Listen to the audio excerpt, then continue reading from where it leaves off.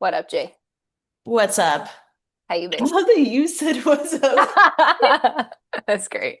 She was so Hi. ready for it. We have a special guest on today for episode 50. Baby. Yes. 50 with Sister T. Sister E, Yes. ripping my tattoo. Oh, nice. I would put my leg up, but that would be a lot. It's an awkward position.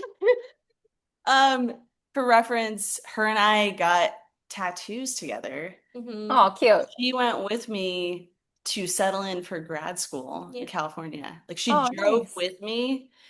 And then was it like the second day that you were like, we should get tattoos? Yeah. And I was like, oh, But then you were the one who came up with the idea I did. of Yeah, what tattoos we should get. that is true. So, Yeah. And I was scared because it was my first tattoo ever. mhm. But then you were like, it could just be small. Yeah. And so I got T to the 22nd and she got E to the 10th. Yes. Obviously, I no longer go by Elise. Right, Liz. Well, family calls me Elise, Yeah. It's but a hard habit to kill. yeah, that's true. But yeah, anyways, the sentiment is what matters the most. And Mhm. yeah, it was such a, you drove with me to grad school and then flew home. And then when I was finished with grad school, she drove with me to Texas. Yeah, I flew out and Yeah, then you and then you drove drove. to Thailand. Oh. Yeah. So it came full circle. I love that. Yeah, it was so sweet. Moving buddies. Yeah, I appreciate it so much. And I remember the drives were just so fun because we Yeah. would just sing and listen to music Yeah. and like make up silly things. And yeah, it was so good. Yeah. Yeah. And That's you great. I love drove, that. what was it? Road delirium? Yeah. We Oh, had, yeah. had a lot of that. Yes. And luckily you love to drive Yeah. and I don't Yeah, I drove. as much. I got my first tattoo with my sister. Oh, did you? Right. Yeah, yeah. Good. Yeah, Kate and I. The three little bird silhouettes. Yeah, that's That's, awesome. yeah. I feel It like was very special. I flew out here to Austin to surprise her for her birthday when I was in grad school. fun Yeah. connection. Yeah. Right. Yeah, exactly. Exactly. Hmm. So, Yeah, I think that if you get a tattoo, especially your first one, it's good to get one with someone you love that like is a Yes. permanent yeah. in your life, Yeah. not just like a boy or a best friend or any like a best friend could be fine. I actually got my first tattoo with a best friend, but You did. I Yeah. did. Yeah. It says forever sisters. Sydney. Shout out Sydney. Still my best friend. But you'll never I love regret that. it if it's someone you love. Right. Sure. Yeah. Yeah. Well, I just did a shout out to Sydney. That's true. Do we have any other shout outs, Lindsay? Shout out Winston, Mhm. wherever he is. Your main man.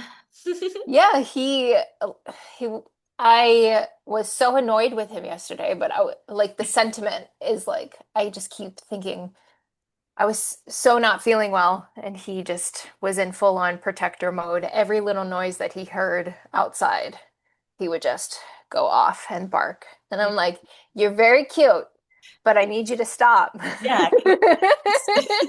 I need you to relax. No, Yeah. and then he was like super cuddly with me last night. He's like, I'm really sorry. I know that I annoyed you, but I'm really sorry. And here's some extra snuggles. He was just like, That's super melt my sweet. heart. Melt my heart. Uh, Thank you. Winston. Winston. Yeah. So cute. Yes. And Tam, did you want to shout out anybody? Yeah, my husband Jason, he is the best. He's watching the three kids, one of whom has a fever. Oh, So he's hanging out with them while we do this, and he's just awesome. He's like he's my favorite person, honestly. We have so much fun together. that's Yeah. cute. I love that. Y'all have been together for well, Almost 7 years. I mean, married Wow. Yeah. 6 years, Yeah. right? Mhm. And then together. Wow. Well, I mean, we met when I was 12. Yes, yes. I've known him since I was, what, 15? Yeah. 14, 15? Yeah, we met Yeah. at my bat mitzvah party because he was friends with my older brother. And Mhm. then Oh. over the years, him and Luke didn't really like hang out as much, but me and him became really good friends. Mhm. Didn't date until I was like 21, but we were really immature, so we like broke up really quick. And then we didn't talk for like 5 years and randomly ran into each other on the heels of a relationship for both of us. We both just broken up with somebody, and then we within a month we're like dating, and within a year we're married. I Yeah. love that. What a Yeah, cute story. y'all got real serious. Like I remember Yeah. you telling me about this is it. Yeah. Yeah. Oh, In my diary when I was 19, I wrote, I think I'm gonna marry Jason Kirk. And I that's cute. did. Yeah, he's a great guy. I love Yeah. him. Yeah. Shout out Jason. Mhm. Jason. And my 3 kids, they're awesome. They're so sweet. They are awesome. I would like to shout out for the upcoming Cancer season. Any cancers out there?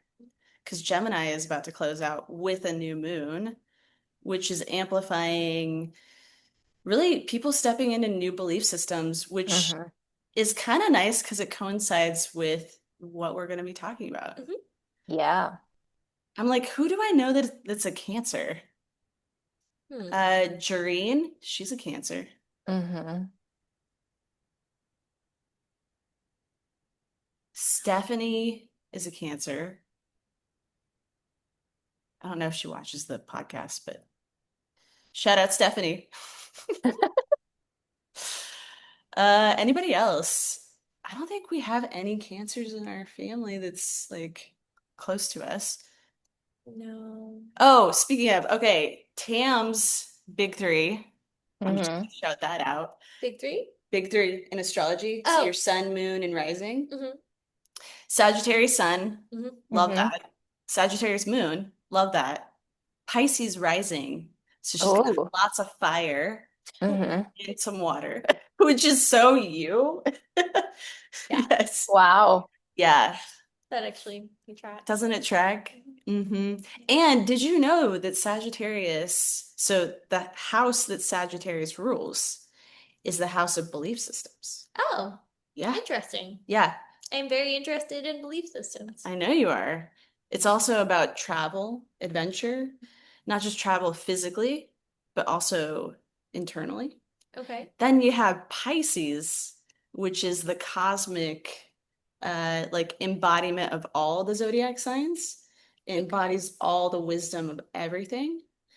It's an energy that dissolves things and Okay. alchemizes like shadowy things into light. Okay. So it's a very like you have these two because Sagittarius in its wisdom is called the sage. Mhm. And then Pisces is just this very cosmic, spiritual, like seeing the unseen or feeling the unseen. So when you see like the dissolver of like illusions or like Yes, dissolver of okay. illusions. Its shadow side is actually the escapist. Okay. And the shadow side of Sagittarius is like the one who is so stubborn and unwilling to back down from their belief systems. Why do I feel personally attacked? Just saying. Okay. Every sign has its shadow and its Yeah. light, you know? Yeah. Kind of similar to Enneagram, how like in your like Hmm. healthy, if you're a healthy 6, you're like really good at planning out contingencies and stuff like that. If you're an unhealthy Yes. 6, you're gonna be like really super anxious and Yeah. like unable to cope. Yes. Mm. Okay. It's similar to that for sure. Yeah. Okay. Yeah. So, shall we get into our discussion? Sure. Yeah. Tam, well, first off, Tam is such a lovely human being. She is my favorite sister. I'm her only sister. She's my That's only cute. sister. But my favorite, actually, okay, I'm going to say this, and it might cause some controversy in our family, but you're my favorite person in our Oh. family. And it's true. And she's been there for me in so many ways that I mean, that'd take hours to describe. But I have such fond memories of us growing up together and sharing a bedroom together Mhm. and staying up super late and singing songs, making up songs, Making up songs, making up music dancing. videos. Yes, all of it. Mhm. I'm trying to think if I have like a favorite memory of you. I think it's just a collage of all of those moments Yeah. of us just like singing together or playing in the pool or on the trampoline. What was that game? Dookie ball? Dookie. Basically, you had to avoid the ball. I think it's a iterate like a game everyone plays, but everyone Yeah. has a different name for it. We called it. Yeah, Yeah. I love that. Made me laugh every time. Well, that's But really cute. yeah, and it's really been cool to watch you evolve and become a mom Thank in you. your life and see the pieces of you come out Mhm. because of that more and more. And yeah, it's just been a joy to see your evolution. Yeah, Yeah, thank you. you're welcome. It's been an interesting one. Yeah. I have to say, it's also been a really joyful thing for me to see you Mm. evolve in the last, like, I would say, like 10 years, maybe, give or take. Like, Hmm. since grad school, I feel like you Mm. really stepped into more of an outspoken, like self-possessed person who, Yeah. is seeking out more joy in your life any Hmm. chance you get. It's been great to see that Oh, thank because you you. used to be like a really timid little kid Yeah. and even Yeah. a teenager, and seeing you step out of that has been really cool. Thank you. Yeah. Appreciate that. Oh, love it. And Look it's at you all interesting. witnessing each other. Oh yeah. It's interesting too because we're very different. Hmm. Yes. We are fundamentally like so different in so many different ways. Yeah, such polarity. Uh-huh. Hmm. Yeah, And it's like we both kind of weaved in and out of like different phases, but never been in the same phase at the same time. that is true. Yeah. Um, so it's been interesting, but I feel like it's been really cool. And one of the things I wanted to talk about was the fact that you can be different ideologically, Mm. different Hmm. places in life and still support and love each other. Hmm. That's Yeah. really important. Yeah, that is really important. Well, let's get into Mhm. that. Tam, tell us about, whatever feels right related to like your relationship with spirituality, religiosity, what's important to you inside of that. Yeah. Okay. So, well, first of all, we were raised in a Judeo-Christian home. So we're Jewish by heritage, and my mom is an avid Christian. So we were raised in synagogue and in Christian churches, sometimes a Messianic synagogue. Hmm. Um, and I always really believed, like in my soul and my heart, that God was just real. I like never questioned that God was real or not. That was something that I feel blessed to have just been born with this feeling. Like Hmm. that's just a given. And I feel like that's been great throughout my life. My relationship with religiosity was to like touch and go, I would Mm. say. Because when I was really little, I was just like, oh, this is just how things are. And as a Christian, you just go to church. But then we ended up at a church school that was very, like I would say, had a spirit of religiosity. And to me, that is not a positive thing. Mm. Um, like it's kind of like the Pharisees in the Bible, how Jesus was always kind of mad at them because they were pretty much turning people away from God because they were being so judgy. Mm. They were being so judgmental about other people's issues that they weren't even able to see that they were being hateful, Hmm. not helping people come to the Lord and have a relationship with Him. And so we went to this small Christian school that was very, clicky, gossipy, and Mm. I think it turned all four of us siblings away from Christianity for at least a time. And Hmm. I would say I think I'm the only one who actively claims Christianity at this point. Are you? I think I so. mean, I don't. Yeah, So, yeah, I'm in that space. right. And Lucas too. Hmm. And Jeremy, I think, is kind of like also he doesn't like organized religion, which I Okay. understand. Yeah. He definitely believes in God and has a spiritual life, but I don't think he claims Christianity either. Okay. Um, So Mm. that experience with a Christian school that was not positive really impacted all of us in our Hmm. faith Hmm. systems. And so I begged my parents for a long time to get out of there. And finally, sophomore year of high school, they let me go to a public school at Navarro. And I Yeah. loved it. And I really got away from my Christian moral set and partied a decent amount. Definitely had relations that were not marital. Wild. You know, We're not marital. I don't know what you That's want to so call it. funny. No, that's a good way of putting it. You And explored your options. I understand. I did, yes.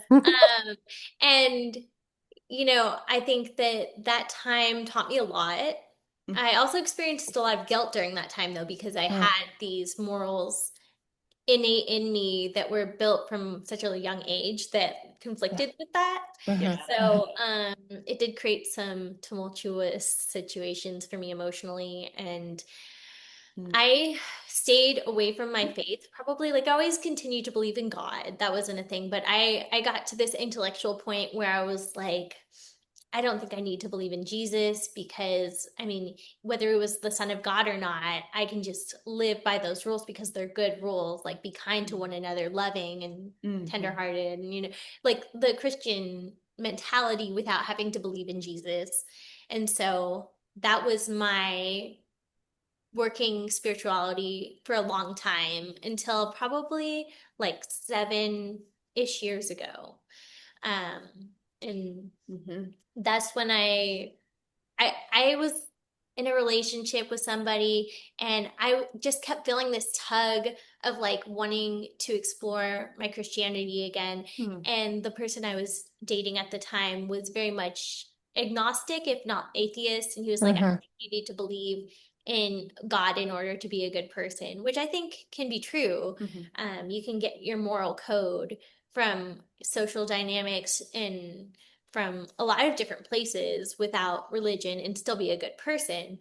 But I just felt like I was missing something, that relationship with God. And so Mm. when me and that person broke up, I started to read the Bible more. I started to go to church again. And I really leaned into that. It was slow because I am a very intellectual person. I wanted to understand why I should believe in Hmm. Jesus as the Son of God. Hmm. And so I've been diving into like apologetics of why you can historically trust the Bible as a source of a historical record. And there's some really good work being done by different theologians and apologists who have really uh, done the work of tracing these documents and seeing that they've held consistency throughout thousands of years. Um, Hmm. that at least gives you some groundwork to understand why you can trust it. So I Mm. found that really helpful. But aside from that, I think that the fruits of it in my life have been just profound.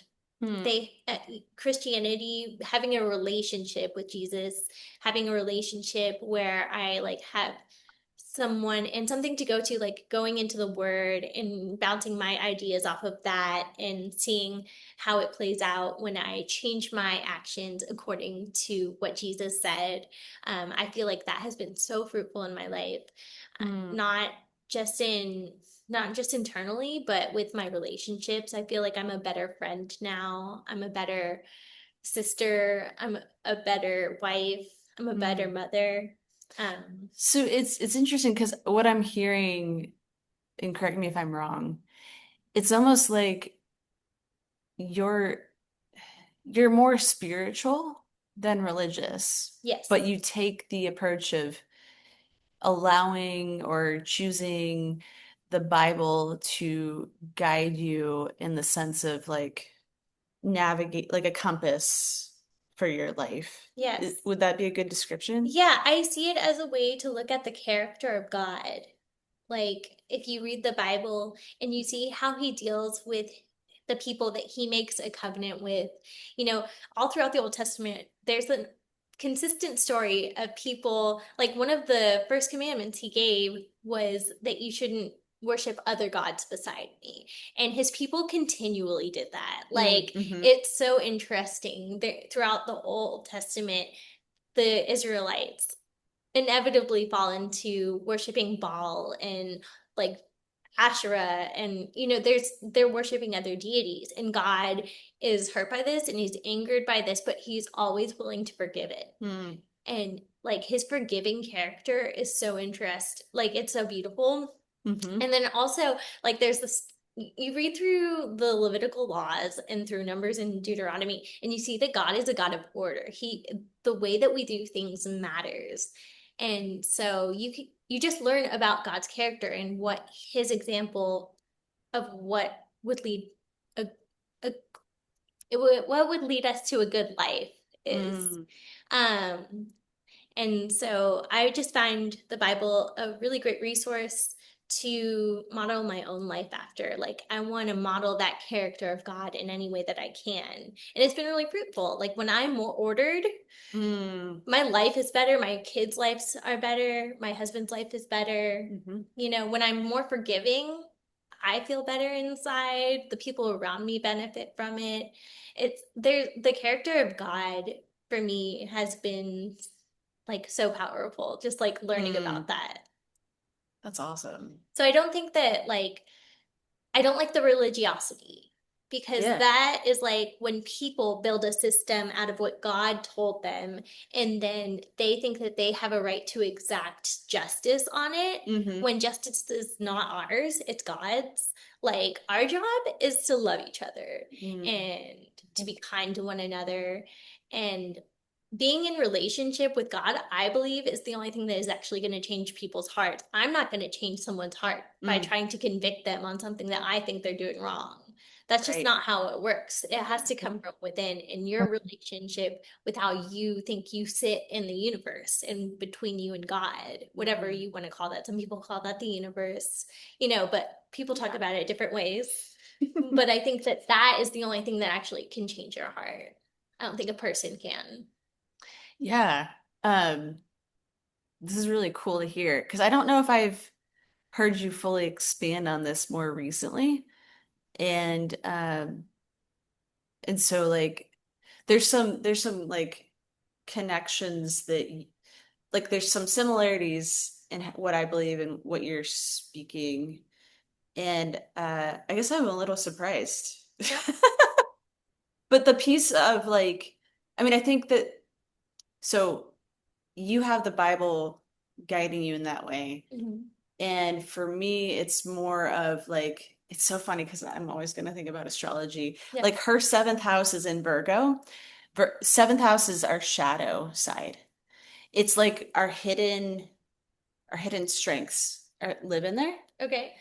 And in my seventh house is Pisces. So we have a polarity because Okay. your rising is my seventh house. My Yeah. rising is your Oh, seventh that's house. cool. Yeah, it's really cool. And I'm just thinking how this applies to like what resonates for both of us so deeply. Like you're speaking to, I want to have some sort of order.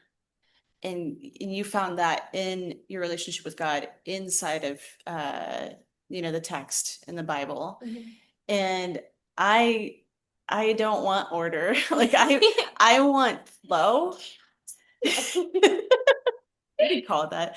I want flow and like new, like I'm not saying that you're not speaking to nuance because you are, but I guess what I'm speaking to is like less structure because I don't like structure in some sense. Like I want it to just be flowy and open and speak to my heart more than my mind. So I guess that's the other polarity with us. Like, Yeah.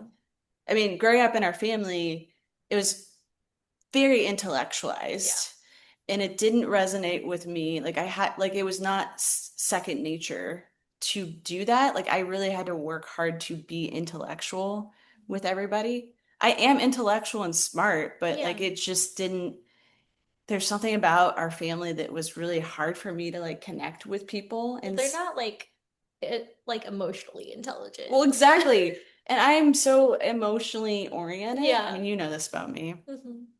And so I think that's why flowiness and why like growing up in the church was just like so completely incongruent with me.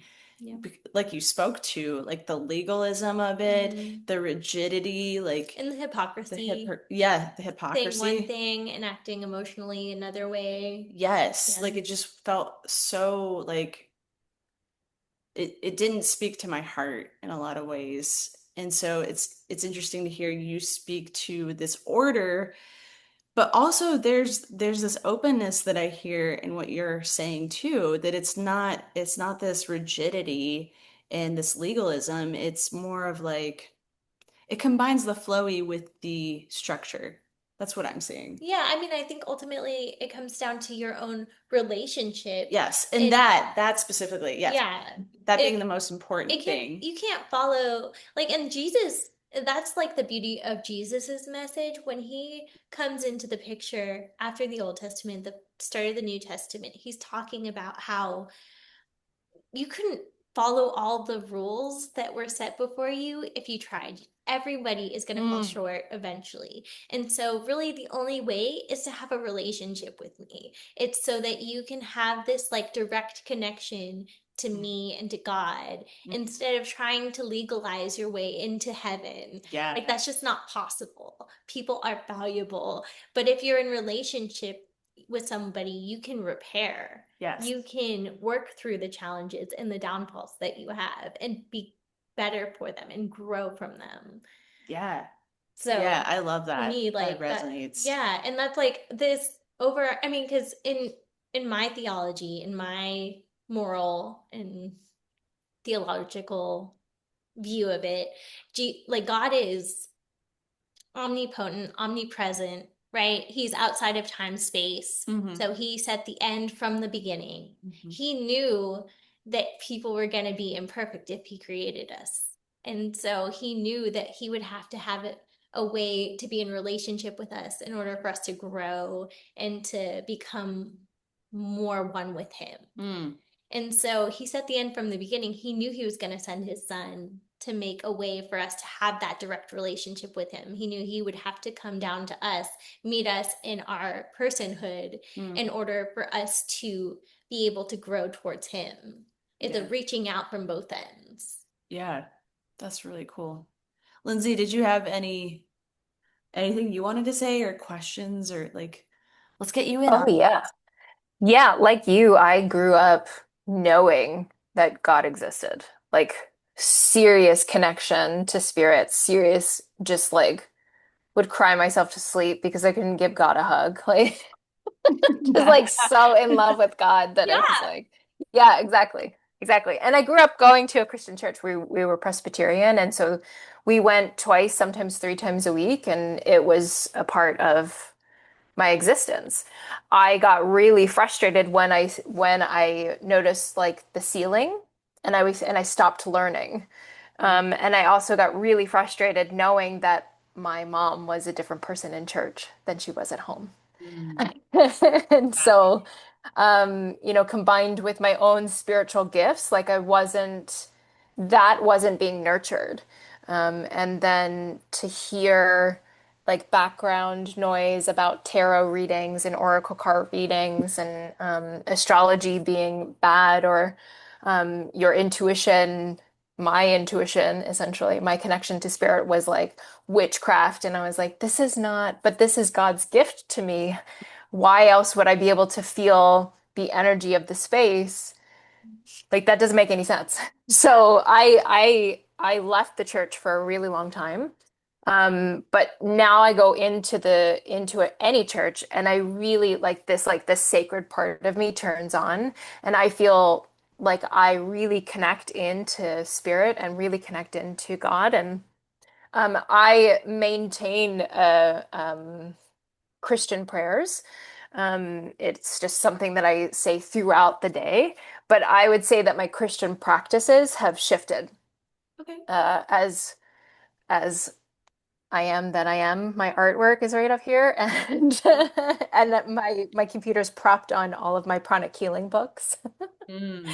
right? And so I have dove into my studies of the gifts that God has given me, but maintain a very strong connection to what I would call Jesus Christ of Nazareth, the only Son of our Lord. I actively call upon him when I'm facilitating healing sessions, and a lot of people actually don't know that, but that's what I do.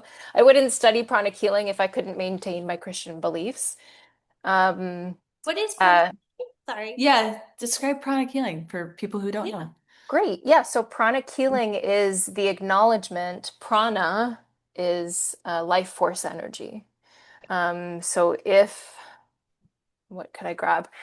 If this were my body, your life force energy is around it. And so acknowledging, just like an atom, right? Like atoms are 90% energy. Your body is 90% energy. You have your ethereal body, your spiritual body, your mental body, your emotional body, and then the physical body. So there are multiple layers that you're working with. And Liz, the practice of psychology, dives into the emotional body and the mental body a great deal with your clients. Anybody who works out a lot dives into the physical body, right? Like we navigate the world within our physical body. That's the one that we know, but our energy far exceeds our physical body. And so it's chronic healing is a series of protocols, if you will. It was created by an engineer who was very clairvoyant. And so there's like various different protocols of clearing specific energy centers within the physical body and energetic body to, yeah, clear out any blockages so that you can live to your highest vitality. Cool. Mm. So kind of like Reiki? Is that It's very similar to Reiki. It's actually older than Reiki. oh, okay. So Reiki will go in and energize chakras, but pranic healing will clear it out first. Mhm. So you don't want to spread a whole bunch of fertilizer on a bunch of weeds. Mhm. Yeah. So if you have a blockage and you're energizing that blockage, like what do you think is going to manifest in your life? More of the same unhelpful patterns. Yeah. So pranic healing is clearing it out and then energizing. And so it's this balance of cleaning and clearing, and then energizing. Cool. Yeah, Interesting. it's powerful. Yeah. I don't think I told you, but I did take 2 trainings in pranic healing. Oh yeah, I know. So I know how to do it. Yeah. Cool. Hmm. Mom used to do Reiki. Oh, I didn't know that. Yeah. Huh. Yeah, both of our parents Oh have, yeah. have been into like a lot of different alternative Oh, yeah. healing. That is That's like very one cool. Yeah. like thing that we can put in the like pros column for our parents. Like, they were Yes. really open-minded spiritually Hmm. for exploring. Like they studied under a Native American shaman and Mm. did heat lodges and vision quests and stuff. Oh yeah. And then we went to Bali when I was Yeah. like 2 and 3, a couple of times Wow. for months. Hmm. And my dad studied under like a healing man in one of the villages. Yeah. That guy would come get my dad in the middle of the night, and he'd be like, "We gotta go, like, get this evil spirit out of this person," and he would go do that. And um, yeah, Yeah. they were really open-minded to Hmm. different avenues of spirituality. Yeah. Yeah. Like I say, there's like a million different ways of being able to climb the mountain. Yeah. Hmm. It's your journey, it's your path, how you get to the top. And you can ignore the path. You can you can say there's no top. I'm never going to reach the top of the mountain, but inevitably everybody does, right? Yeah. Yeah, So, yeah. so Tam, there's a few questions that I have that just came up. Um, when it comes to, because when it comes to like religiosity, spirituality, we can get into this whole topic of like, oh hey Kit Kat.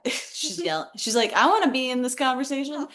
Um, we can get into like, do you believe that things are predetermined versus not? And then there's another question I have around, because you and I have talked a little bit about sin, Mhm. and we differ on what we believe Yes. surrounding sin. But yeah, what are your thoughts on, we can just start with Predetermination. yeah, and free Yeah. will and all that. Okay, I definitely believe there's free will because there is no love without free will. Mm. If Hmm. Yeah. He, like, It's a if good point. a man were to take a woman and lock her in his home and say, "You're gonna love me and you're gonna marry me," and she had to do it, that would not be love, right? Right. Right. You have to say yes. That is why free will is so important. That's why we had the opportunity to eat the fruit in the Garden of Eden, right? It had to be a choice to either stay in relation with God or to not. Um, Hmm. so I believe in free will, but I also believe that God knows what will happen in all time, Path. space. Okay. So in my head, like very mathematical, I love math. You majored in math. I did major in math. Yeah. There's a fourth dimension, and that is time. And you can lay out all these different timescapes of what could be happening in the universe, and I believe God is above that. I think he could see any inevitability, and even so, no matter what we choose, he knows what's going to happen because Hmm. he's outside of all of it. So that's as far as I believe predestination is. So it's like it's like if you were playing chess with someone and you were like, I know exactly what you're going to do and I'm going to win. But that's not what God is. He's like, you could do anything and I'm still going to win. That's kind of how I see it. Like that. Um, That's good. Yeah, yeah. so that's kind of how I view predestination. I think there's always a choice. And that's why I think it's important to have these conversations because, like, if you believed in predestination, if you were a full-on Calvinist and thought that like nothing that you did matter, that's pretty much nihilism. That Like, is. why would you do anything? Why Yeah. would you get out of bed in the morning? Because you wouldn't have a choice in your mind, right? Yeah. Yeah. So it doesn't matter. I just don't think that's true.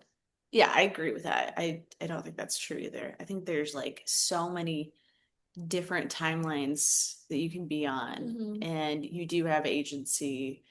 And, you know, in the quantum field, there's tons of lifetimes happening all at once, Yeah. right? Hmm. Lindsay, do you want to add anything to that? What about About timelines? about anything, like Predestination, predestination, anything. free will? Um, She likes you. I like her. I feel like it's almost, how do you say this? Like God just knows the ins and outs of us and is so in tune with us and can read our energy and um, knows our likes and our dislikes. And it's almost like two besties, like walking through the mall.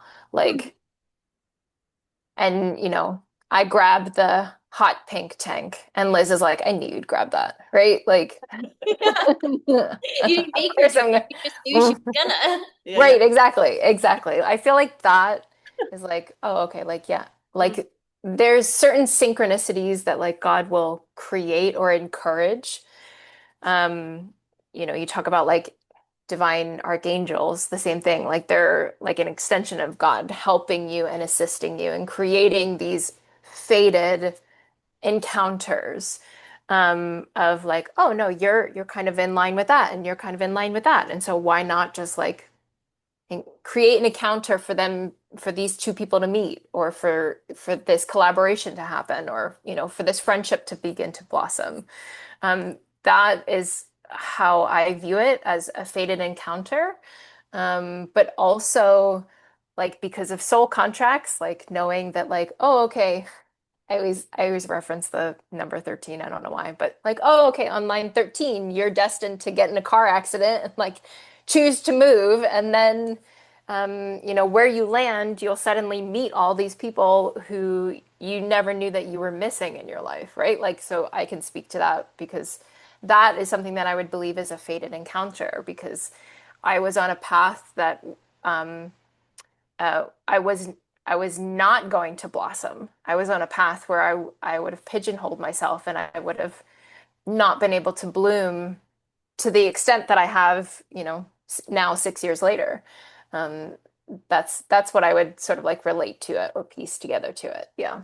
Yeah, that makes sense. Mhm. Yeah, Tam, I'm curious your thoughts on, because Lindsay, what you said made me think about past lives.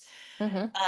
Tam, what are your thoughts on past lives? It's really interesting. Me and my husband have a consistent disagreement on this one. Oh yeah. I think it's possible that there are past lives. Like I've always had kind of this feeling like I'd been here before. Hmm. Um, I don't know. I think that there might be something to that. I don't claim to know anything about it.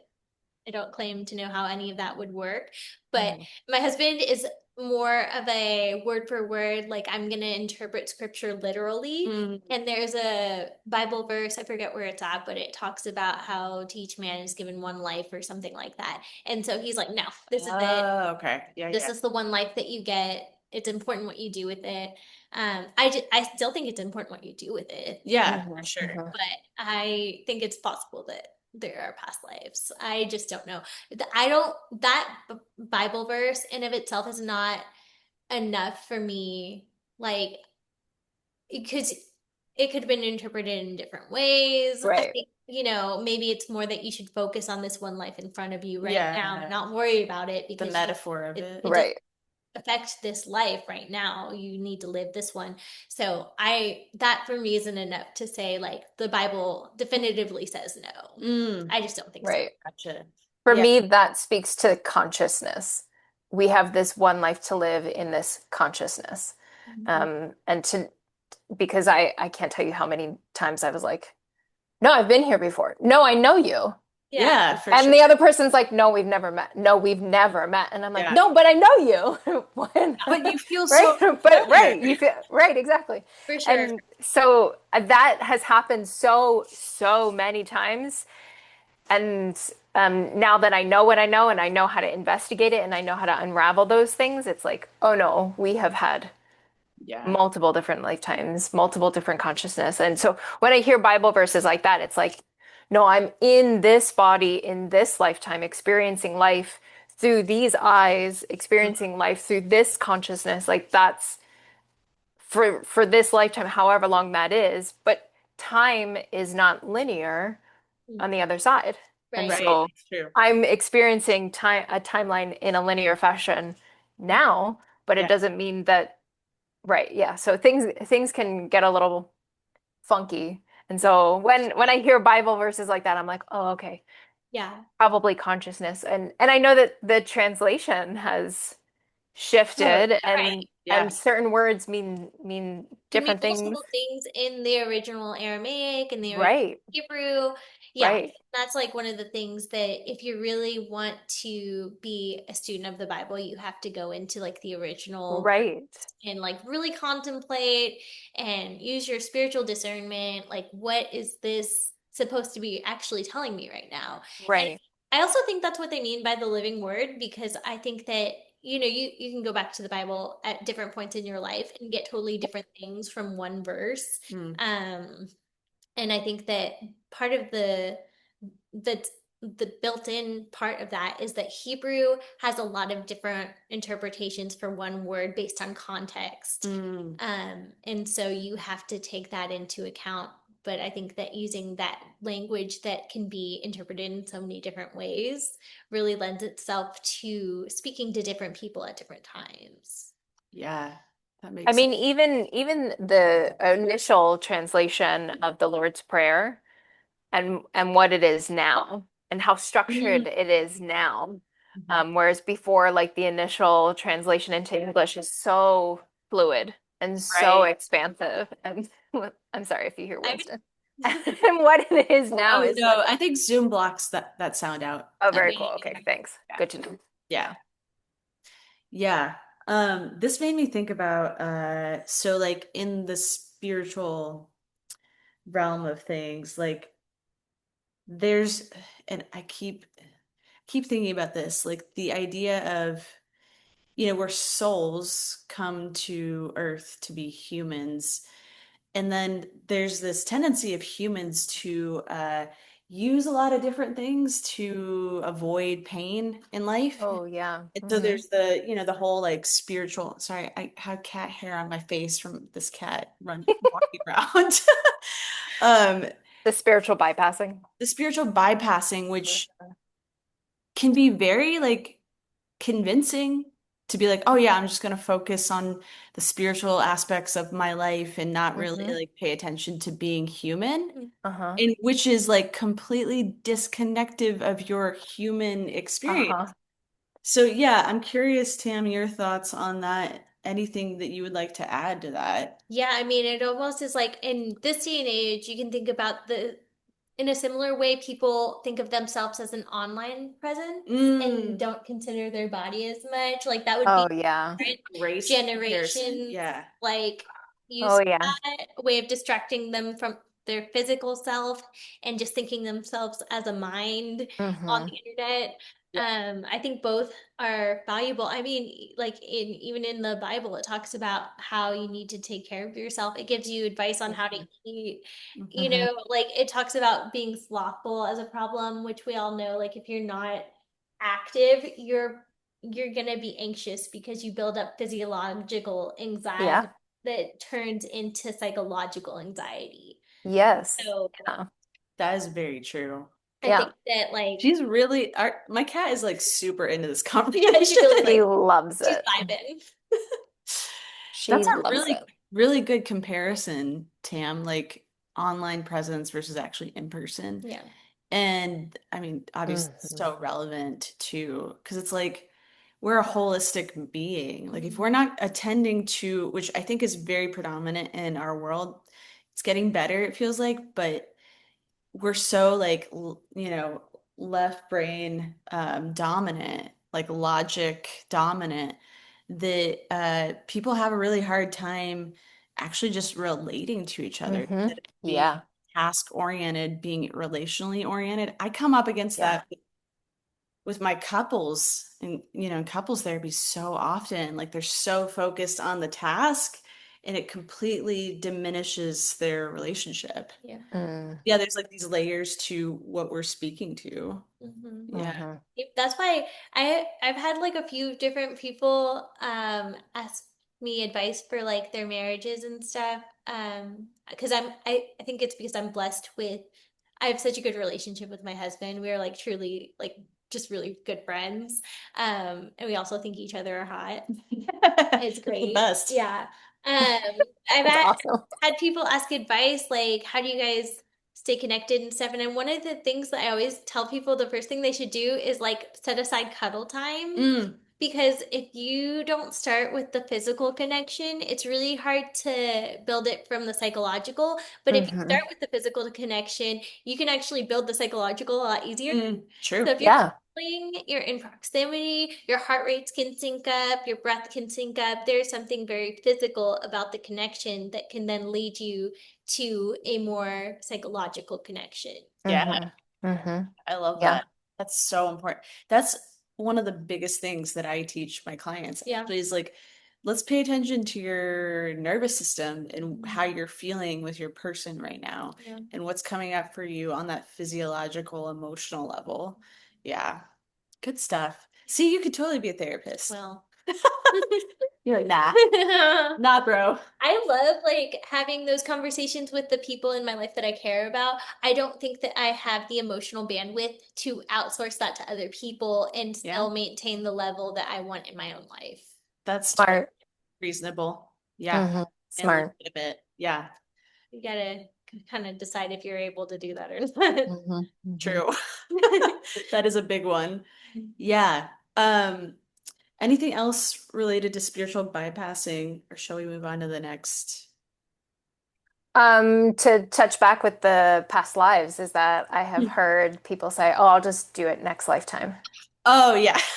And I'm like, have fun with that because Yeah. it's just going to continue to repeat Yeah. Yes. and amplify until you learn the lesson. Yeah. And if you don't learn it this lifetime, do you really want to take it into the next lifetime? Because it's going to amplify times three minimum. Have fun. Hmm. Yeah. It's gonna be Have fun. harder. Right. Yeah. It's gonna be a harder lesson to learn. It's gonna hurt more. That's so true. Right.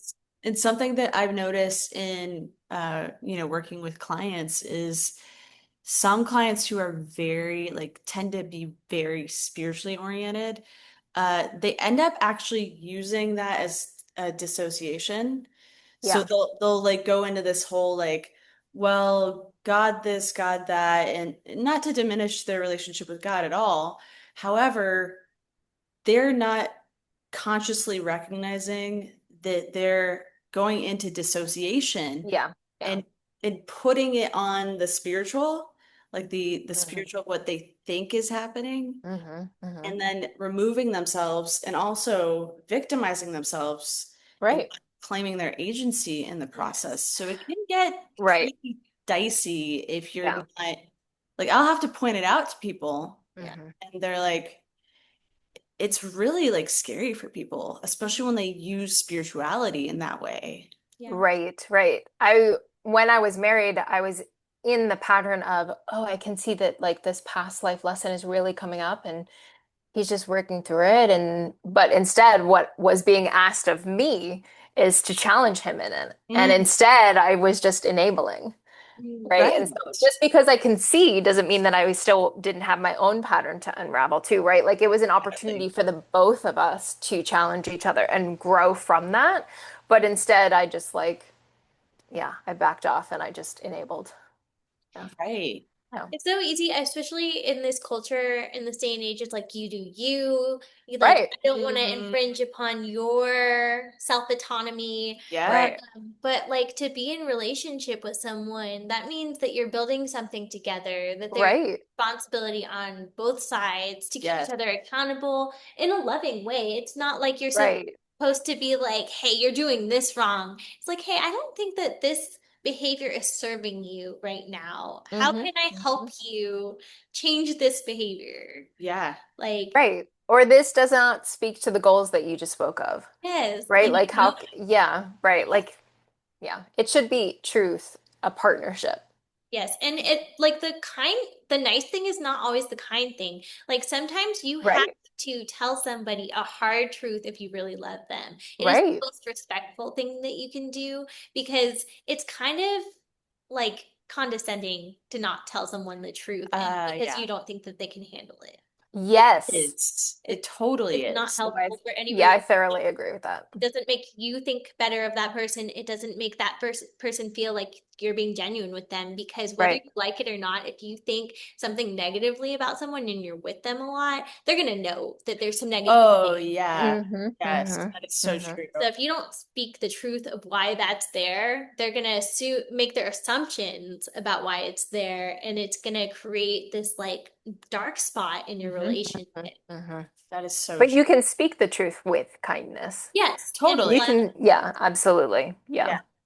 Yeah, I think that's huge. Because you're right, energetically, like you can feel when someone is holding back Yeah. and not saying Yes. something. It doesn't feel good. No, Mm-mm. me and Right. Liz, I'm trying. Oh, Me she's and Liz. calling me Liz. Okay. I don't want to confuse your viewers. Me, Appreciate that. yeah, we have had we have different moral sets, right? We have different views on what God is permissive of and what he's not. Hmm. And there have been like some less than maybe comfortable conversations that we have had True. where I've had to be honest about what I believe without, but like also just like reaffirming, like, I love you regard, like, I love you and I don't care that we have this disagreement about this specific theological idea. Hmm. Like, Hmm. I can still love you and think differently Hmm. than you. Yeah. And Yeah. like still welcome you in my life, still like, we can still be a part of each other's lives and have disagreements.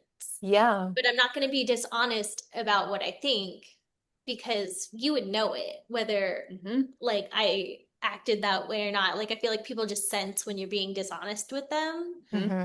And so I always feel like it's the more respectful thing to be straightforward with what I think. Yeah. Do you want to get into specifics of that? Do you want to? I'm cool with it. We can. Are you speaking to me being queer, like those conversations, or Yeah, and I mean, yeah, like when you were with your last partner hmm.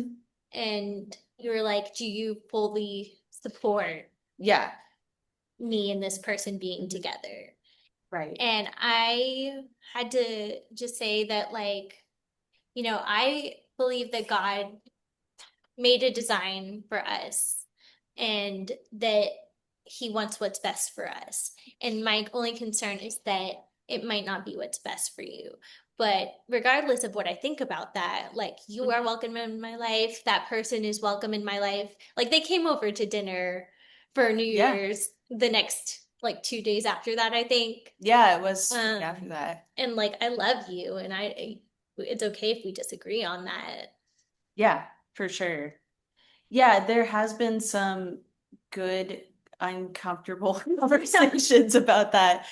Yeah, because I think that's the space that we differ like significantly. Yeah. And so I would rather talk about it. And honestly, sometimes I feel conflicted with like where you're coming from with that because I don't I don't get it in my own system of like believing like loving somebody and not accepting like are you saying you're saying you accept me, Yes. but you don't accept in your own self the things that I choose. Like Yes, I would not choose them you for would not choose myself. them for yourself. And like if there's any lack of support, it's just out of concern that what you're doing could ultimately not benefit you. But it's Mhm. not that, but like I hope what you do benefits you. I want the good for you. I just like have to tell you my concerns, you know? Yeah. But like it just like you accept that I have different views than you. I accept that you have different views than me. And Hmm. like ultimately it's your choice to live the way that you want to, and I want you to live how you want to. Right. I just my only concern is if the choices you make would not benefit you. But I realize that we are different people and we have different like theologies, and that will lead us to different decisions, and that's okay. True. That is true. Yeah. Yeah. It's just interesting too, because like even now, like hearing you say I that, know it's an uncomfortable thing to hear. well, I'm okay with it. I just don't fully get it because like I don't have any concerns for you in your life. Hmm. Like there's no concerns. Like I'm like, Yeah. yeah, like Well, your theology is a lot less restrictive than mine, I will say, right? that is okay, that's a good point. That is I think that's the main thing, Yeah. right? Like it's more specific Hmm. in terms of what is like right versus Yeah, wrong. like mine is based on what is prescribed as good specifically in the Bible. Right. And yours is what the I guess can you Mine is I take the belief like the stance that I don't judge how people live. yeah. I if they're in my life, I accept them fully. Hmm. And yes, I may have like in terms of my own choices, I may be like that's not for me, Yeah. but I have no like this is the right thing that you should do kind of stance. It's Yeah. more of oh, that feels authentic. That's authentic to you. That's where your truth lives. And obviously, even that is a gray area Yeah. too, because as human beings, we are constantly unraveling what our truth is. So to me, it's more of a journey than these specific tenets. It's Okay. more of like for example, and this is why I say this because in my own life I thought that I had these certain identities and then they were not mine. They were Mhm. conditionings that I went through that actually didn't feel true for me. And then when I discovered uh more of my own center in terms of like my queerness and how I express myself in, romantic relationships, friendships, like it's not just like sexual, it's also an expression of who I feel inside of myself Yeah. being expressed outward. I learned that like, oh, that was not my identity because it didn't resonate in such a true way inside of my body, mind, like the congruency piece that I feel inside of myself. That's sort of my compass. And that's not just a feeling, it's also a connection to the universe, God. Right. that I have too. So it's not just like I'm going with feelings and I'm just doing what feels good. It's very hedonistic. There's actually like I have morals that guide me that are actually I think similar to yours. Yeah, in Like a lot of ways, I bet they are. treat others the way you would like to be Mm. treated. Really, what are the values that I want to live from, and how do I live from them, not just like as aspirational, but practice, Mhm. and be like consistent in that. And if I notice incongruencies, or if I have people in my life that are noticing incongruencies, I want to know. And because we don't see everything within ourselves, we have blind spots. So I welcome the feedback of that. And so, yeah, just to elaborate more on that piece. Yeah. So yours is a like feedback system Yeah, totally. where like that's where you get your moral set. You it feeds back and anything that is incongruent, you try to like put the lens on Yeah. and focus on and iron out why it's inconsistent. Yes. Like, why is this feeling like, why am I feeling anxious, or why am I feeling like this feels like wrong? Like, let me figure that out. And also let me go to people who see me Mhm. and see what I value, and also see areas within me that maybe I don't see. So yeah, that's a good description for a feedback system Okay. for sure. Okay. Yeah. Yeah, I think that mine is definitely more like my axiomatic beliefs come from the Bible. And Mm-hmm. so I think it is a lot more like straightforward in some Yeah, aspects. sure. Not always because human interactions are complex. Yeah. Sometimes it's a little complicated and you can't get a direct answer from the Bible, but my axiomatic beliefs on how we should act and behave come from that. And so it makes Mm-hmm. sense that you would have a less restrict because yours is a working model It that is is. changing. Mm-hmm. And mine, I mean, will change over time just based on like, I'm still studying the Bible. I'm still trying to Right. interpret what that means in my life. So I'm by no means a perfect Christian.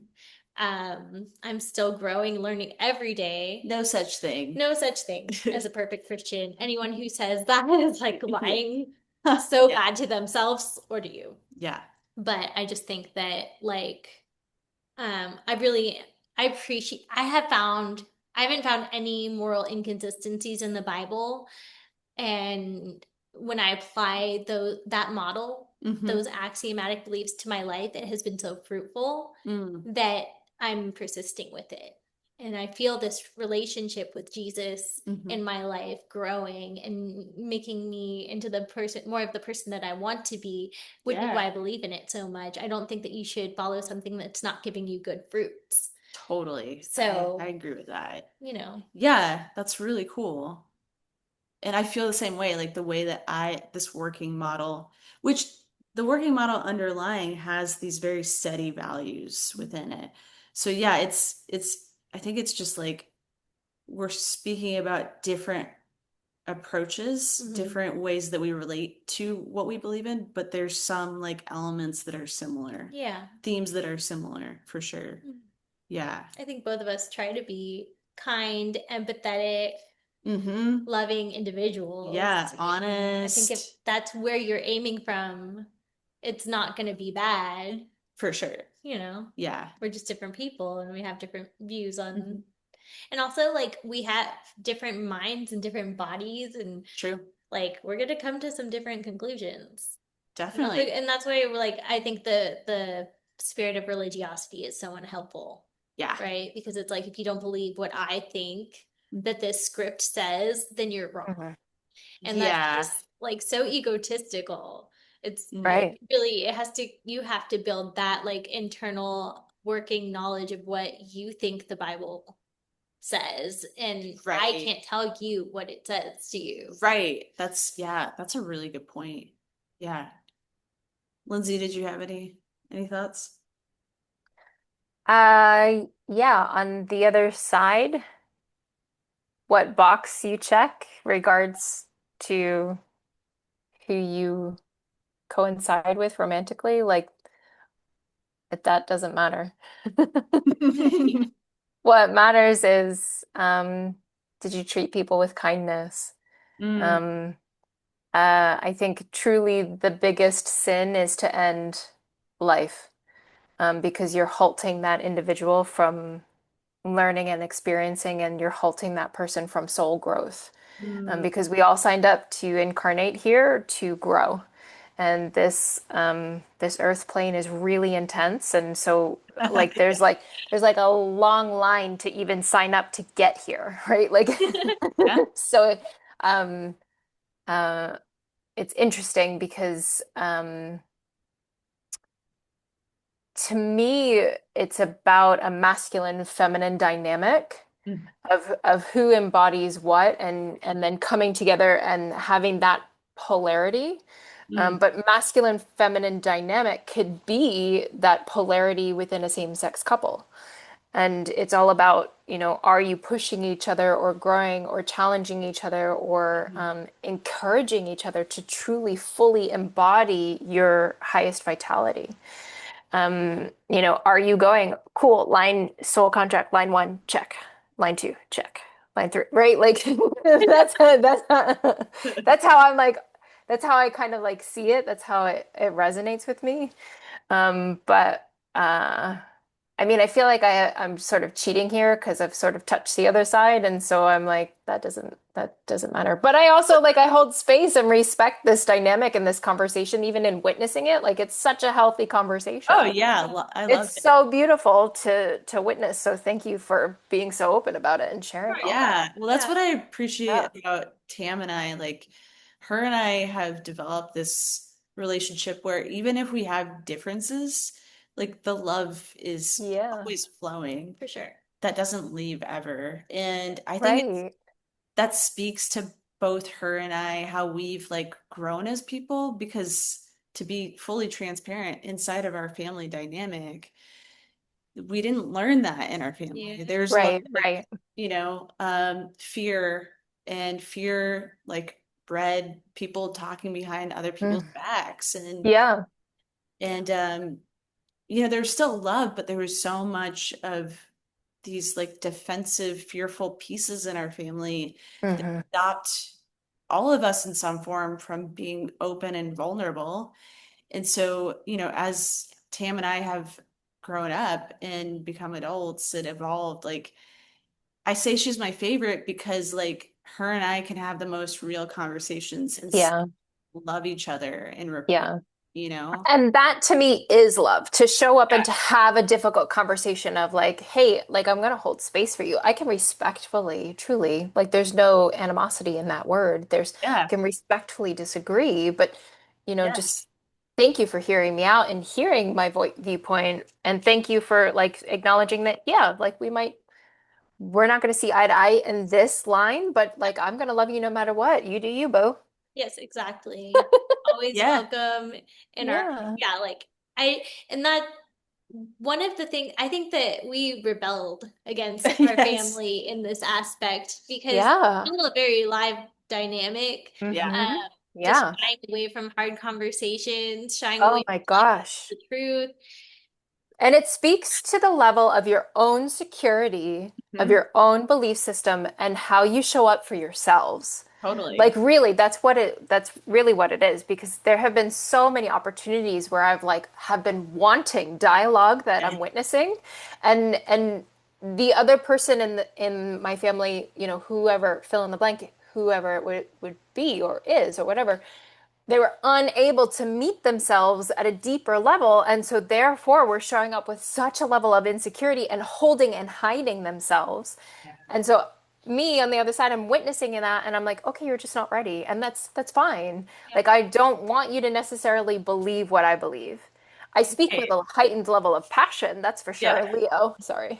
Not sorry. She's a Leo too. Right? Right? Like, but Yeah. it doesn't mean that I want the other person to see the same way or to be the same way or to make the same choices. It just means that I am passionately living my life's experience Yeah. and would so oh yeah, I have been craving like an actual real conversation with certain family members, and they're unable to, and that's fine, It's hard. right? Yeah. Yeah. Yeah, it's hard. Yeah. I feel like, our brothers in particular, really took that on. Like if it's a Yeah. hard conversation, they will avoid it to no end. Which also speaks to the pattern of masculine men too, right? Uh, Yeah. Like there's that big shakeup. It's happening right now. It's happening in society right now, and the big shakeup. It's like yeah. It's really, that's like one of the things because I am more on the intellectual side.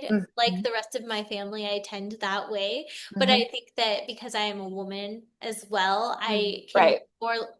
I'm more able to lean into the emotionality that is yeah. required to meet people on a different I But what a beautiful gift, Tam, because you're able to bridge the gap, Yeah, she right? Like, is. yeah, that's a gift. Yeah. I mean, Tam is a big connector in our Mm. family. Yeah. She can translate with me and she can translate with Yes. everybody else. I love that. Uh, and so yeah, you're such, I mean, I'm so glad you're here talking with us because it's clarified some more things that Right. like I didn't fully understand, Yeah. which Mm-hmm. makes me feel even closer to you. Yeah. Oh, that's beautiful. I love that. Yeah. Yeah. Yeah, I feel like it's hard to like describe where your beliefs come from and because it's so multifaceted. Yes. It's like Hmm. you're gonna probably miss an aspect of it that's like a key point in the picture of like why you feel the way you feel, why you think the way you Hmm. feel, the way Right. you think and Hmm. so yeah, that's cool. I'm glad you Yeah, like it's been really Hmm. eye-opening and helpful for me to understand you more. cool. Yeah, I love that. Um, I want to get to because I know you want to talk about motherhood. Oh, sure. And do you have to leave soon? I just want to make sure that like Probably soon. okay. Because we could go on I know we've for a been while. going. Let's keep going. But I love this the relation the spirituality and religion talk. I think it's been really cool. Yeah. Is there anything else that you want to say to that before we move towards motherhood? Hmm. Anything that we missed that feels important or you want to highlight? I think I would like to encourage anyone who has a certain idea about Christianity Mm. to actually read the Bible Mm. Hmm. Okay. because seeing how it's practiced by imperfect humans leads Yeah. a lot of people to being really discouraged about it, True. having these ideas about what Christianity really is that are not accurate to what it was meant to be. It was Mm. meant to be a religion of love and relationship Hmm. with your creator and because and it's supposed to like lead you to more fruitful relationships in your life. So instead of relying on imperfect people to tell you what Christianity is, find out for yourself by reading Mm. the Gospels, by reading how Jesus behaved and Hmm. how he interacted with people of all walks of life. Hmm. um, I just think that that is truly the most powerful thing you can do for your own understanding of what Christianity is supposed to be. And that way you actually have Right. like background knowledge of what it's supposed to be so that when you encounter someone claiming Christianity who is cloaked in hate, Mm. Hmm. you have Yeah. some point of reference to be like, that's not even what Jesus was saying. Mm. Hmm. Um, Right. instead of just discounting the whole thing. I mean, there's a reason why Christianity is still around to this day, Hmm. 2000 years later. There Hmm. are legitimate fruits from it. And Mm. Hmm. one of them is like children's rights, women's rights Hmm. actually both spawn from Christianity. Yeah. Mm. So, because like they used to believe that women and children did not have logos, they didn't have the logic Oh, that yeah. allowed you to be qualified as a human being. Uh-huh. But Jesus did not feel that way. He had followers who were women and held them as great friends. Mary Magdalene is one of them. And he also really believed in the value of children. Hmm. So Hmm.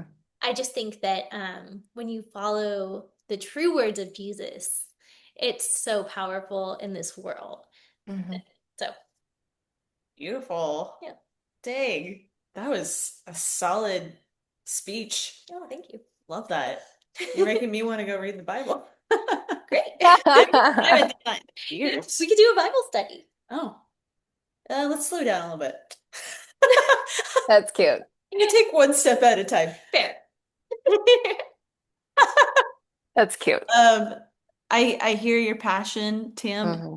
I respect that so much, and I appreciate you speaking your truth.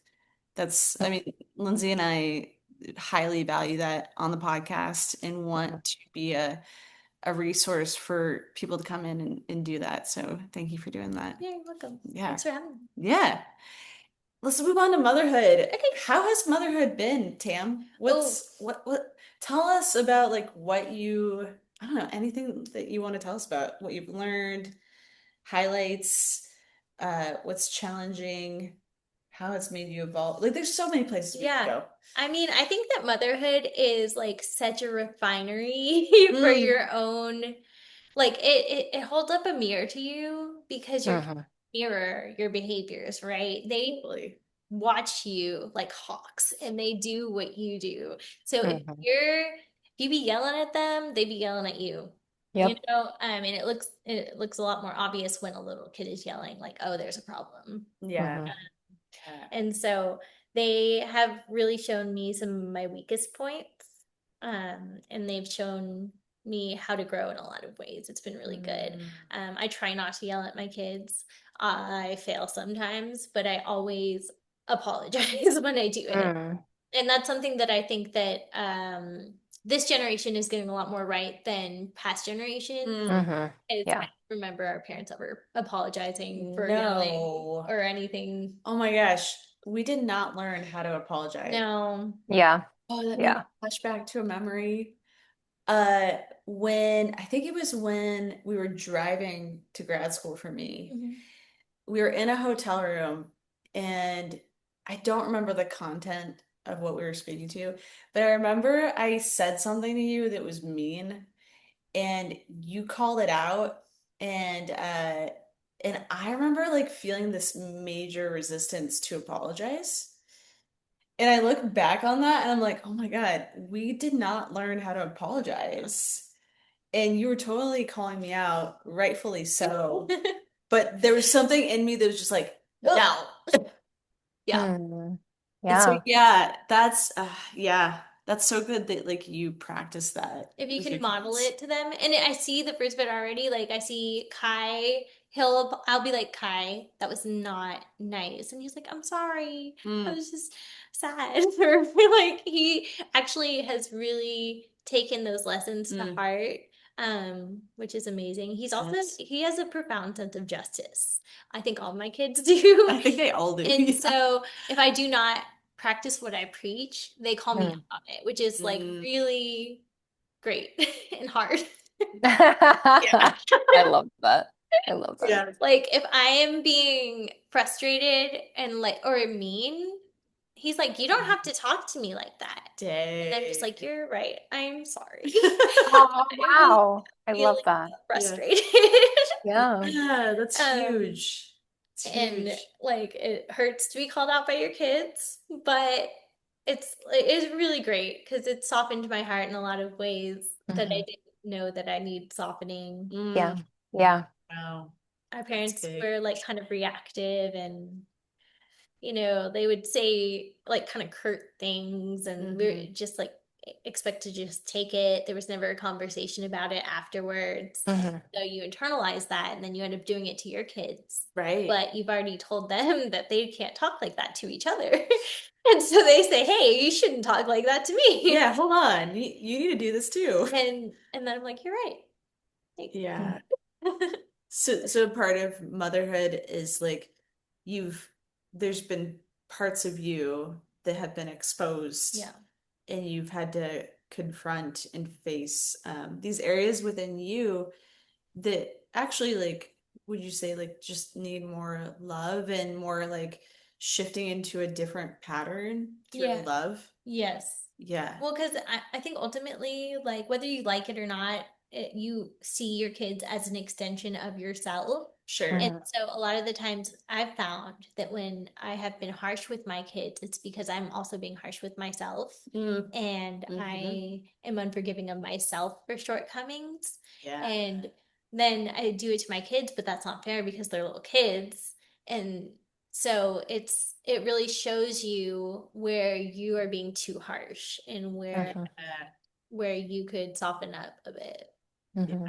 Yeah. Um, What has that been like for you and Jason to transition from like being just a couple to becoming parents together? I think it's made us like love each other on a whole different level. Mm.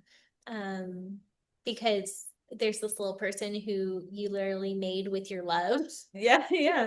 And like they have parts of you, parts of them, and you love that little person so much, it like, makes you love the Mm. father so much. Yeah. And it also has been challenging too. It's made me really like Alia, or I don't know if I should say my kids' names. Whatever you would like. Uh, my daughter is a lot like my husband. And they're both really Yes. like ADHD and kind of like fidgety, and it's really hard for her to stay on task.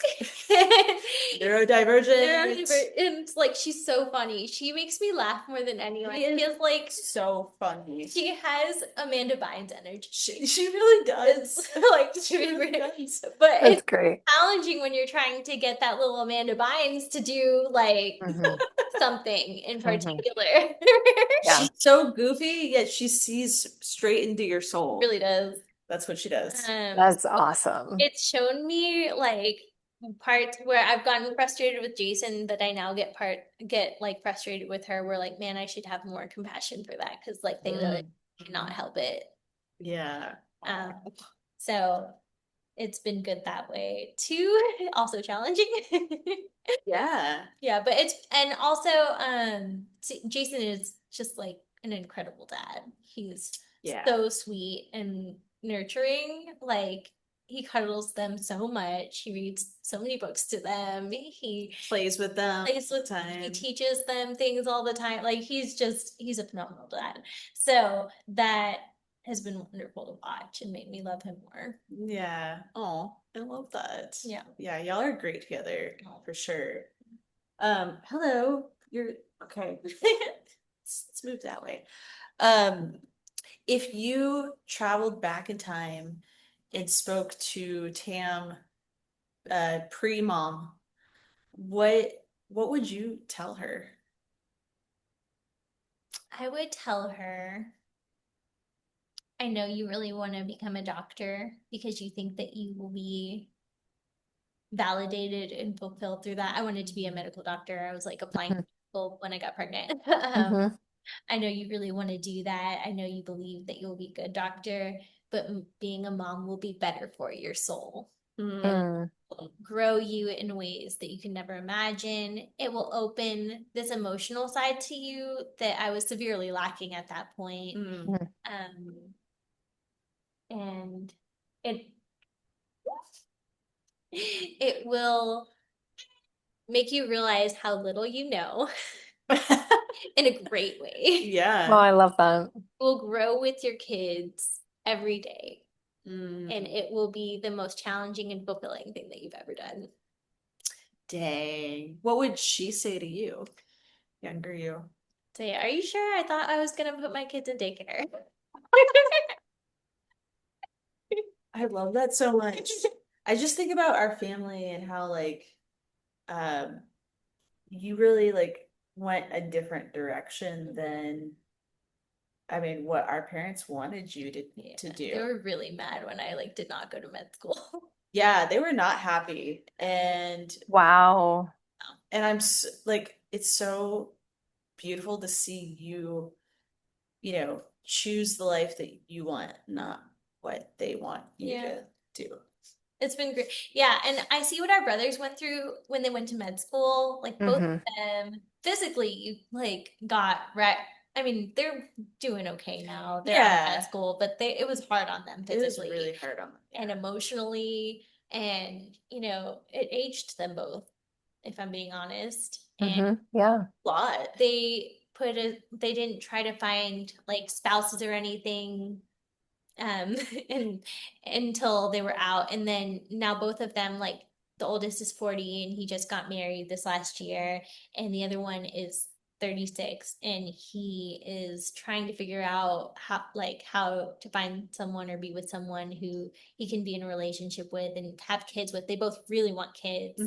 And I just feel like they both delayed their like this really important aspect of to them, it's important to them. They delayed it for their careers, and maybe that's okay for them, like we all have different paths, but I'm really glad I didn't. I'm really glad that I got married when I did and that I had kids immediately. Yeah. I think that I'm a more well-balanced person than I would have been otherwise. Yeah. It's beautiful. Because I can so easily lean into the intellectual and, get really supercharged in some subject in medicine or whatever. I get really fixated. I like just started an Instagram for talking about like fertility support, like through nutrition, Oh, because cool. I'm really interested in that. And I Yeah. want to share, I've been looking up scientific articles and sharing them and stuff. Very cool. And it's been a fun habit or a hobby. Speaking of, you could totally plug that here. I wanted you to. Sure. It's called Spill the Tea, Clean It Up. Cute. That name's so much. And it's I love that. just sharing different nutritional tips and info about things that will support your fertility, which also, if it's supporting your fertility, it's going to support your baseline health. Because fertility is one of the markers of health in a menstruating age woman. So if you're not ovulating regularly, that speaks to some underlying thing that maybe needs to be addressed, like inflammation or lack of micronutrients that are necessary for it. So it's really or too many microplastics. Too many microplastics, but also if you have too many, like our bodies were amazingly created. We have all of these detox pathways that you can activate in order to mitigate the environmental effects of like all the microplastics and stuff, the PFAS. Like there's ways you can support your body even in a polluted environment. And that's like, it's a really hopeful message. Like our bodies are amazing. So if you learn how to support those things, if you learn how to have nutrients that will like get rid of some of those toxins, and it be really powerful. Yeah. Yeah, so go follow her. We'll put your information in the text box so that you click and follow. Is there anything else that you wanted to? Oh my God, just keep shaking shaking it up. Is there anything else that you wanted to speak to with motherhood? Yeah. I'm not necessarily like that person who's like every single person should have babies. If you feel called to it, it's a wonderful thing. I think that it can grow you in ways that nothing else will touch on. But I know there are other ways to live a fulfilling life. So I don't want the message to be that if you don't have kids, you're not gonna be fulfilled. I think that is a really important thing. Like and even in the trad wife, like the Christian space online, you see a lot of people who are like, you're missing it if you don't have kids. And I don't think that you need to have kids to be a godly woman. You don't need to be married to be a godly woman. So I think I love Ali Stuckey. She's a Christian podcaster, but she talks about doing the next right thing in front of you in faithfulness. And that looks different for all of us. So, but I do think that nutrition is really, really important. Yeah. So, support your fertility anyways.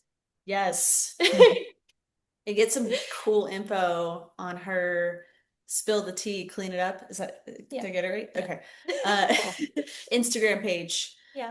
Are you gonna be branching out into like more spaces online, or is it gonna stay there for now?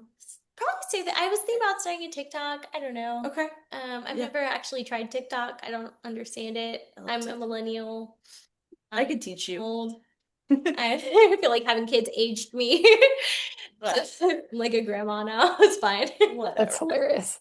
Also, you and Jason started a plant Nursery. Yeah, nursery. Yeah. we You want to did. plug that? Yeah. Plant Road LLC. We have an Instagram, and we are growing natives, vines. We want to get into landscaping as well.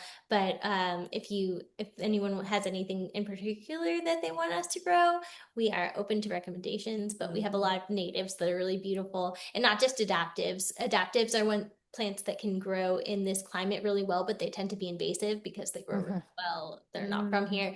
So we focus on more actually Central Texas natives. Mm-hmm. Nice. And what was Very cool. the name again? Plant Road LLC. Nice. And you guys have an Instagram for that too. We do. Yeah. Yeah. We'll put all that info in the bio And box. that Instagram should be pretty interesting because it's run by my husband who is ADHD and will post anything like random.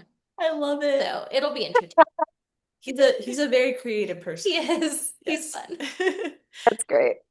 Okay, well, we can close this episode out. Tam, thanks so much for joining us. It was such a great conversation. Like it felt really nourishing for me, speaking of nourishing. So yeah, thank you for joining us. It's a lot of fun. Yeah, and listeners, go check out her Instagram pages. Buy those plants. You know you need them. We need that green. And you don't have to water them because they're natives. Oh, look at that. Just so simple. All right, Even better. call this one. Lindsay, did you have any last thoughts? No. The true nonverbal ninja. I respect it. All right, y'all. Take care. We will see you for the next episode. Bye. Bye.